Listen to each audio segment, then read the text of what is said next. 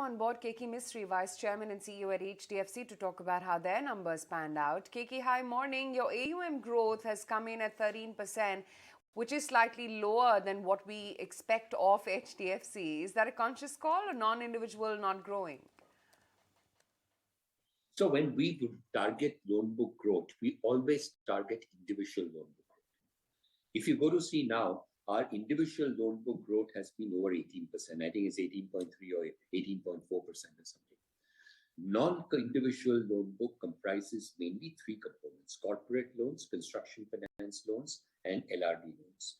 Now, in that three segments, construction finance is the largest segment. Now, construction finance loans, what is important to understand is that it is the disbursement is linked to construction. Now, when a developer launches a project in a city like Mumbai or Delhi or Bangalore, any of the big cities, these are usually large projects. And these large projects take 4 or 5 years to complete. So the disbursement starts maybe 1 or 2 years after the loan was approved, because by that time all his other approvals are received. He puts in his own contribution and then we start disbursing. So disbursements always tend to be back-ended and never front-ended. Now, the period from 2017 to 2020 was a period when there was stress in the real estate sector. And consequent to that stress, there were not too many new projects that were launched.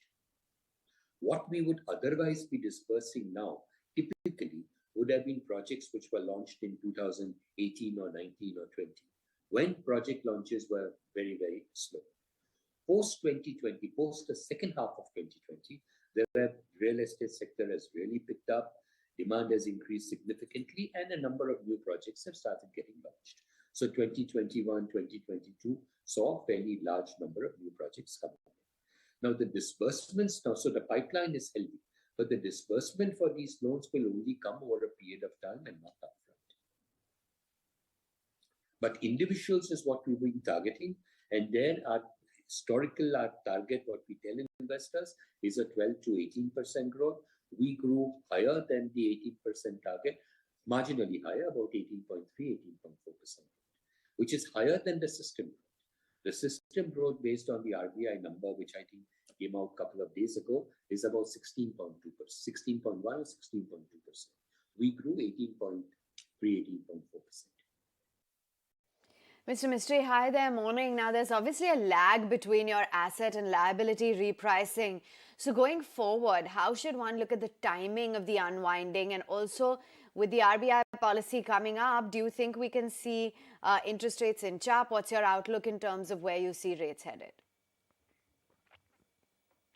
All right. So whenever interest rates increase or decrease, the liabilities increase or decrease immediately.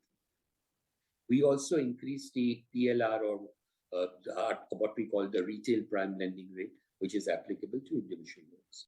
But the agreement that we have with individual customers up to very recently said that the interest rate resets once in 3 months. So it's not every month that the rate resets. So if you had taken a loan, for example, in the month of January, the rates will reset in January, April, July, October, and so on and so forth. So if a rate change happens, let's say in the month of November, then it will be applicable to you only in January. So effectively what it means is there is a 3-month period by which the entire interest rate increase or decrease gets filtered into the system. So if there is no further increase in interest rates going forward, then you start seeing the upward movement in the yields. But if again there is a rate hike, again it will take that 2 months, 3 months for the yields to sort of settle. My personal view is that inflation is now pretty much under control. Globally also we've seen that oil prices have corrected quite a bit. So given all of that, my sense is we will not need to do too aggressive interest rate hikes going forward. And in my personal view, 90 to 95% of the rate hikes that would have happened have already happened.